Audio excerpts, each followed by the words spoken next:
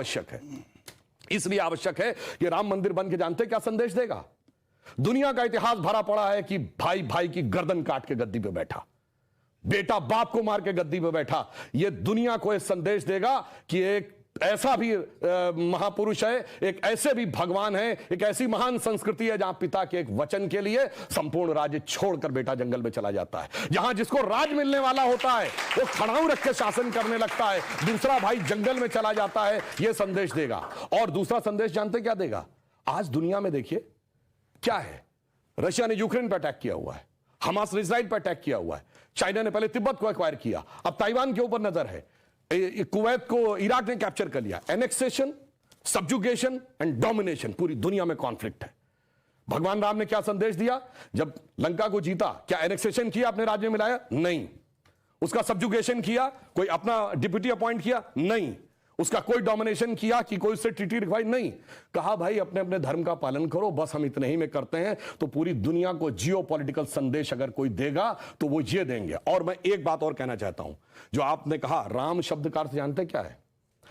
रम धातु से बना है। जैसे आपने हिंदी में और संस्कृत में शब्द सुना होगा रमणीक स्थान, रमता जोगी, यानी जिसमें चीज सेटल हो।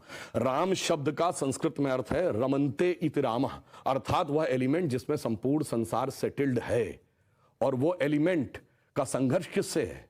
दशानन से, 10 मुख वाले रावण से, उसकी 10 इंद्रियों की बहिर्मुखी पिपासा से। और राम उत्पन्न कैसे होंगे? राम के पिता क्या नाम है? दशरथ। तो 10 इंद्रियों को रखेंगे तब भगवान, तब डिवाइन एलिमेंट आपके अंदर उत्पन्न होगा। Extrovert tendency of all the 10 senses को डिस्ट्रॉय करेगा और धर्म स्थापित होगा। जब ये कहने लगते हैं ये राम वो राम, तो मुझे जानते क्या नजर आता है? वही बच्चों को एलिमेंट्री पढ़ाया जाता है 1 2 3, फिर आगे जाके वो फ्यूचर में एमएससी मैथमेटिक्स भी करता है, बैलिस्टिक इक्वेशन भी बताता है। पर ये कहेंगे नहीं वो बैलिस्टिक इक्वेशन है, तो फिर तो 1 2 नहीं पढ़ाना चाहिए, क्योंकि वो तो अलग है। मैं पहले भी उदाहरण दे चुका हूं। 4 - 3 = 1 होता है। आप सब ने जब क्लास 2nd 3rd में एडिशन सब्सट्रैक्शन सीखा होगा, आप 3 - 4 करते हैं, टीचर डांट देती थी। बेवकूफ ये नहीं पता 3 - 4 नहीं हो सकता, पर 3 - 4 होता है -1। ये बताएंगे -1 का स्क्वायर रूट होता आई, जो सारी बैलिस्टिक इक्वेशंस का मेन अंग। तो उस लेवल पे पहुंचिए तो समझ में आएगा जिसको आप कह रहे हैं बचकाना है वो कितना आलीशान है। ये जाके समझ में आएगा। डॉक्टर कलाम से पूछिए तो -1 के स्क्वायर रूट का अंतर समझ में आएगा। तो राम की कथा बहुत गहरी है और इसीलिए रामचरितमानस क्यों लिखा है? राम के चरित्र को मन में धारण करिए। रावण हर चीज में राम से बड़ा था जब राम लीला कर रहे थे। वैसे तो वो ईश्वर है, हर चीज में बड़ा, पैसे में बड़ा, उनके पास सोने की लंका, उसके पास रावण रथी विरत रघुवीरा। अगर देखा जाए पावर में उनसे ज्यादा बड़ा, 10 आदमियों की ताकत उसको, उनसे बड़ा पंडित मुस्सा जोधा और ना कोई दूजा है। अपने शीशों को काट काट शंकर को मैंने पूजा। वो कहता इतने बड़े पुजारी तो राम भी नहीं थे। फिर किस कारण से वो हार गया?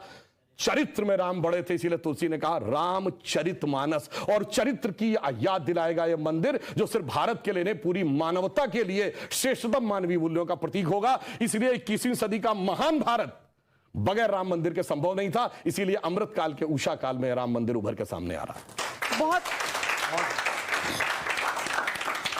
बहुत अच्छी बात आपने कही, लेकिन आपने जो बात की सिया राम